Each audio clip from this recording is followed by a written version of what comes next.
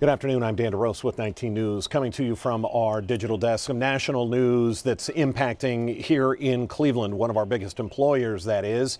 We're talking about the Cleveland Cliffs, the steelmaking industry, the steel yard. You've no less driven past it. You know where it's at. They are being sued by U.S. Steel. U.S. Steel based in Pittsburgh. So if we need yet another rivalry, reason for rivalry between Cleveland and Pittsburgh, we have yet another one. U.S. Steel has been up for sale. They've been struggling, and it was actually the Cleveland Cliffs who put in an offer to buy that company for about $7 billion in 2023. That deal was turned down by U.S. Steel in favor of a deal from a Japanese company called Nippon Steel, and they offered $15 billion to move in and take over U.S. Steel. That deal last week was blocked by President Joe Biden. A pretty unprecedented move. Never before has a deal like this been preempted by a president when we're talking a Japanese company trying to buy an American company that's an ally of the United States. But according to President Joe Biden, this is a matter of national security. He wants steel to be produced domestically, and that is good for not only the country, but also the employers in the state and the country. So now, today, just launched lawsuits by Nippon Steel and U.S. Steel, suing not only the U.S. government for blocking the deal, but also for Cleveland Cliffs getting involved. They had a partnership with the president and the head of the Steel Workers Union, trying to present that maybe that deal should be the deal that goes forward, whether it's collusion. That's what the lawsuit is saying, that the Steel Workers Union should never have teamed up with Cleveland Cliffs to try and push that first deal through. To make sense of all of this and to answer the question of why does this matter to us, we're going to welcome in Professor Eric Chafee. He is a professor of law at the Case Western Reserve University. Not only that, he is the co-director for the City Center of Business Law. Professor, thanks for joining us. How are you today? Doing well. Thanks for having me. This is complicated, whether we're talking antitrust, whether we're talking national security or a monopoly. This is a little bit deep for the average person to understand. So maybe without getting too into the weeds, explain to me why myself, why anybody that lives in Cleveland, and we see Cleveland Cliffs on a daily basis, why do we care about this battle and now this lawsuit?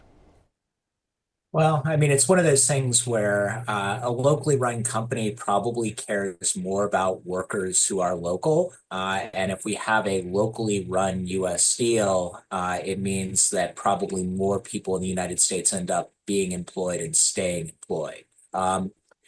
It's one of those things where U.S. Steel, when it puts itself up for sale, the board has an obligation to get the most money that they can from the company, but that's not necessarily in the best interest of the workers. And, ultimately seeing a combination between Cleveland Cliffs, the hometown company, and U.S. Steel probably is the best for the region. It's probably something that is going to be best actually for the United States. And that's why President Biden came down the way that he did and said, let's have steel be made domestically so that we have the supply chain here rather than relying on somebody abroad, even if it's an ally, Japan. It's some of us can, at least grasp if I'm being offered 17 or 7 billion by Cleveland Cliffs and I'm being offered 15 billion by a Japanese company. I know which one I'm going to take. Why is it not that easy? Well, I mean, it's one of those things where if you're a shareholder of U.S. Steel, you want the $15 billion, but everything that corporate America can do isn't necessarily in the best interest of the general person, the general public in the United States.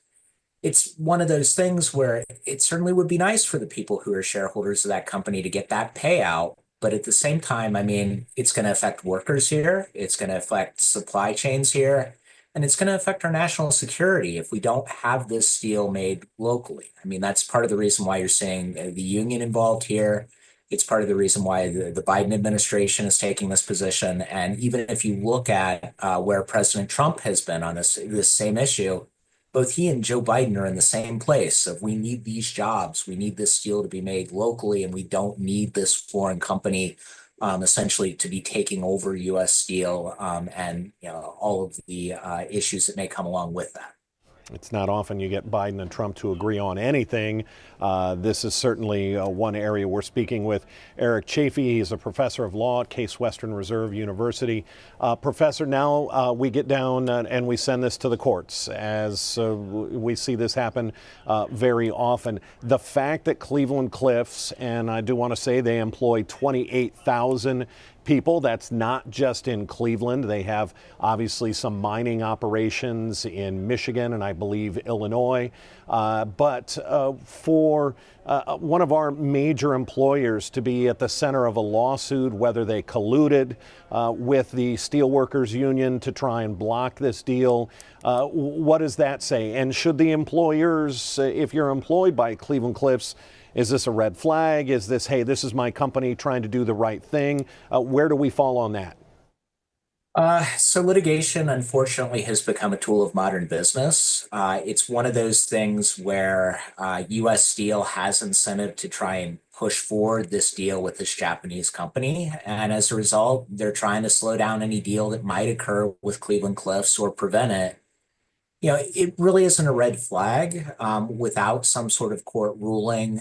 We could find that there are opinions that come out from the court that reveal things to us that have findings of fact that are negative to the company. But this is it's business as usual. I mean, with a deal of this size, of this complexity, of these unique facts and unique issues, litigation was to be expected. So if I was a worker for Cleveland Cliffs, my view is that they're trying to do something that's good for the region. Maybe they don't end up being able to do it based on what the law permits them to do and what the Biden administration's allowed to do under the law and what the future Trump administration's able to do. But at the same time, it's one of those things where Cleveland Cliffs is acting rationally because they want to, do the best for their business. U.S. Steel is acting rationally because they want to do the best for their business, and the Japanese company is as well. The question probably will end up coming down to what the law actually permits, and then what we end up doing in regard to foreign policy. It is a complicated issue, to say the least. Is there a time frame for now the fact that this is going to be entering into the court system, and who knows how high up in appeals and Circuit Court of Appeals this goes? What is a time frame? Is this the kind of thing that takes a year, 2 years, 5 years? It's one of those things where at this point, the main thing that U.S. Steel is probably interested in is essentially stopping the current deal moving forward with Cleveland Cliffs. So we may see that happen quickly, but it's likely with this particular matter, this set of facts, that we're going to see litigation for years to come. And it's one of those things where there's enough money involved. There could be a settlement at some point here. There could be some sort of agreement reached, some sort of deal. But it wouldn't surprise me if, we're not talking about this matter 5, 10, 15, 20 years from now, and the litigation's still running on. Wow. That really says something. I want to thank Professor Eric Chafee, professor of law at Case Western Reserve University. More specifically, he is co-director for the Center of Business Law there at Case Western. Professor, thank you much for the time and helping us really understand what this is and why this is. We certainly appreciate it. Thank you. All right, take care. Again, because this is something that impacts such a major company here in Northeast Ohio, we wanted to get the facts to you, to hear from a non-biased third party here, to kind of understand when we hear a lawsuit filed against Cleveland Cliffs. It obviously could be a warning or an alarm bell for some people, but as you just heard, this is something that's going to drone on for quite some time. Remember, we start 3.5 hours of news and weather at 3 o'clock on Channel 19. Until then, I'm Dan DeRose with 19 News. Have a great afternoon. 19 News is everywhere. Download our CTV apps and follow us on social media at Cleveland 19 News. Alrighty, Professor, thank you so much for joining us. I'm glad we could fit it into your schedule. Yeah, happy to do it. If you need anything else, just let me know. That's awesome. Thank you, sir. Keep up the good work. I always enjoy Channel 19. Great. Thank you, sir. Take care. Have a good day. You too. Bye.